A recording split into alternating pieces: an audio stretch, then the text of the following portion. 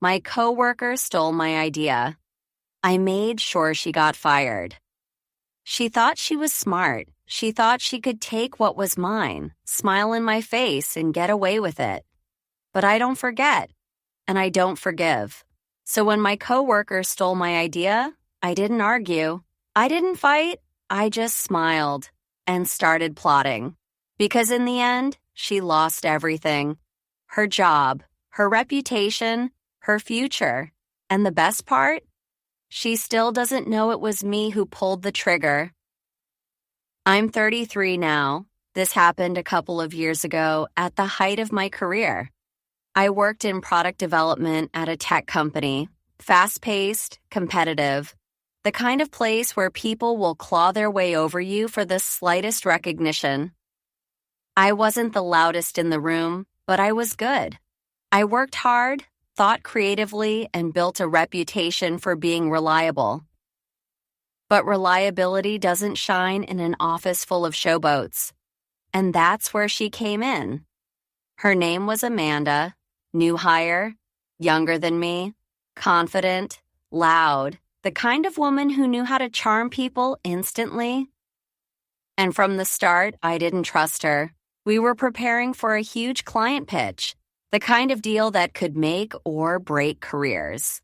I had been working late nights for weeks, brainstorming, researching, refining an idea that I knew could be a game changer. The morning of our internal team meeting, I shared it. Tentative, excited. My manager nodded, impressed. Others scribbled notes. Amanda sat quietly, too quietly. The next day, during the big client rehearsal, Amanda raised her hand. "I've been thinking," she said, all smiles. "What if we tried this?" And then she outlined my idea, word for word, silence, then applause. My manager clapped her on the back. "Brilliant, Amanda, exactly what we needed." I sat there frozen, heat rising in my chest. She looked at me, smirked, and mouthed, "Sorry, you were too slow." That moment carved itself into me. Humiliation, betrayal, rage, and I promised myself she would regret it. At first, I thought about confronting her, telling the manager it was my idea. But then I remembered people like Amanda win because they're loud, because they charm, because when you speak up, you sound petty. No, I wouldn't fight her directly. I'd wait. And I watched. Amanda was careless. She bragged too much. She cut corners. She sucked up to management, but treated juniors like dirt. I started documenting emails, notes, missed deadlines she blamed on others, lies she told in meetings. And the more I watched, the more I realized Amanda wasn't just a thief. She was a ticking time bomb. All I had to do was light the fuse. If you think I sound vindictive, maybe I am. But tell me, if someone stole the work you poured your soul into, would you just let it go? Our company had strict policies, confidentiality, ethics, accountability. Amanda broke all three, constantly. She'd send client documents to her personal email to work from home. She'd badmouth other team members in Slack channels. She even lied about data once, inflating results to make herself look better.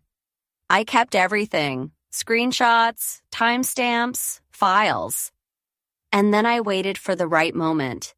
It came 3 months later, during another big project. Amanda was leading this time, riding high on the credit she stole from me.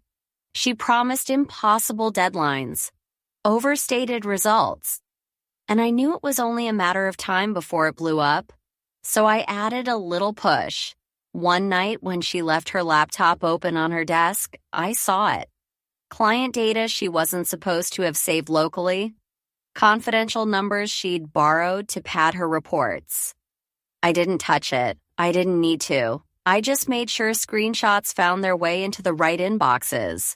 Anonymous, HR, compliance, our manager. And the next morning, the firestorm began. Emails flying, meetings called. Amanda pulled into HR, pale and trembling. She tried to talk her way out of it, smiled, flirted, argued. But the evidence was airtight. By the end of the week, she was gone, escorted out with a cardboard box. And me? I sat at my desk, sipping coffee, smiling politely at coworkers who whispered, "I can't believe it. She seemed so perfect." For weeks, the office buzzed. People speculated. Some said she got caught lying. Others said it was data theft. No one knew the full story. No one suspected me. And that was the sweetest part, because Amanda wasn't just fired. Her reputation was shredded. In our industry, word travels fast. Last I heard, she was freelancing, barely scraping by. And I got promoted. The same idea she stole, I quietly implemented it myself, got credit, and became the reliable star again. It was almost too perfect. But here's the thing about revenge. It doesn't erase the original wound. Sometimes I still think about that meeting, the smirk on her face when she stole my idea, the humiliation that burned me alive. Taking her down didn't erase that moment. It just replaced it with another, her face crumbling as HR escorted her out. And maybe that's enough. Or maybe it makes me just like her, willing to destroy someone for my own gain. I don't know. Still with me? Cool. Because here's the part I wrestle with. Was I getting justice? Or was I just becoming the kind of person I swore I hated? It's been 2 years. I've moved companies since then. Higher title, bigger paycheck. And people still describe me the same way. Reliable, quiet, harmless. But I know better. Because when I see a coworker eyeing my work a little too closely, I smile. Because I know if they try to take from me, I won't just fight. I'll end them. So yeah, my coworker stole my idea. I made sure she got fired, and sometimes when I look back, I don't wonder if I did the right thing. I wonder how long it'll be before I have to do it again.